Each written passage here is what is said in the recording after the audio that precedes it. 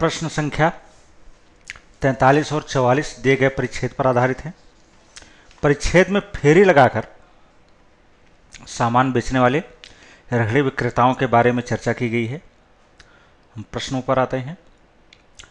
प्रश्न संख्या 44 कि परिच्छेद के अनुसार निम्नलिखित में से किस कारण पुलिसकर्मी रेहड़ी विक्रेताओं को एक समस्या के रूप में देखते हैं। विकल्प ए, रेहड़ी विक्रेता गलियों तथा फुटपाथों पर अवरोध उत्पन्न करते हैं। विकल्प बी, रेहड़ी विक्रेता कानून का उल्लंघन करते हैं। विकल्प सी, रेहड़ी विक्रेताओं को पहचानना कठिन होता है। विकल्प डी, उपरोक्त में से कोई नहीं।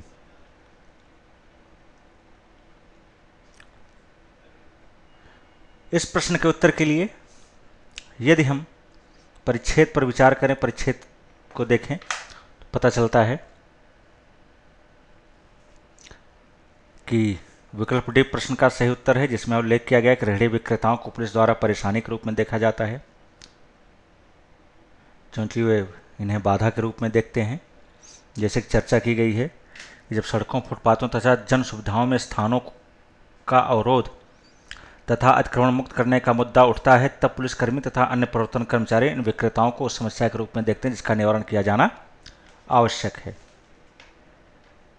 तो इससे पता चलता है कि प्रश्न का सही उत्तर विकल्प डी है, क्योंकि विकल्प ए, बी और सी का उल्लेख परिच्छेद में नहीं है। अगला प्रश्न, प्रश्न संख्या 45 कि परिच्छेद के संदर्भ में निम्नलिखित कथनों पर विचार कीजिए।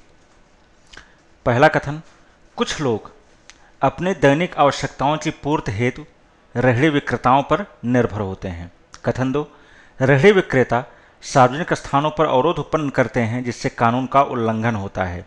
तीसरा कथन, व्यापार में रेहड़ी विक्रेताओं की महत्वपूर्ण भूमिका को पहचान मिली है। चौथा कथन, रेहड़ी विक्रेताओं को शहर के किसी भी स्थान पर देखा जा सकता है। तो इस प्रश्न के उत्तर के लिए यदि हम परिच्छेद पर विचार करें तो पहले कथन के संदर्भ में हम इस पंक्ति को संदर्भ में ले सकते हैं कि ये विक्रेता समृद्ध, मध्यम वर्गीय, निम्न मध्य वर्गीय या फिर झुग्गियों से अथवा किसी भी स्थान से अपना कार्य करते हैं। वास्तव में अधिकांश झुग्गीवासी अपनी रोजमर्रा की आवश्यकताओं हेतु इन पर आश्रित होते हैं। इससे पता चलता है कि विकल्प कथन 1 सही है।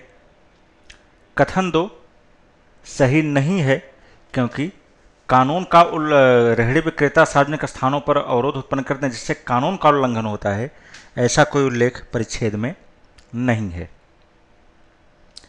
तीसरे कथन के संदर्भ में हम इसको देख सकते हैं, इस पंक्ति को ले सकते हैं कि किंतु अभी इन पर पर्याप्त ध्यान नहीं दिया गया है और एक सक्रिय आर्थिक अभिकर्ता के रूप में इन्हें पहचान नहीं मिल पाई। इससे पता चलता कथन 3 गलत है। कथन 4 के संदर्भ में हम पहली पंक्ति का संदर्भ ले सकते हैं कि रेहड़ी विक्रेताओं को हम पहचान विहीन अजनबियों के रूप में शहर भर में कभी अपने सिर पर तो कभी ठेले पर अथवा टोकरियों में मामूली वस्तुओं को बेचने वालों के रूप में जानते हैं। इससे पता चलता कथन 4 सही है। तो कथन 1 और 4 सही हैं और इस प्रकार प्रश्न का सही उत्तर विकल्प सी है।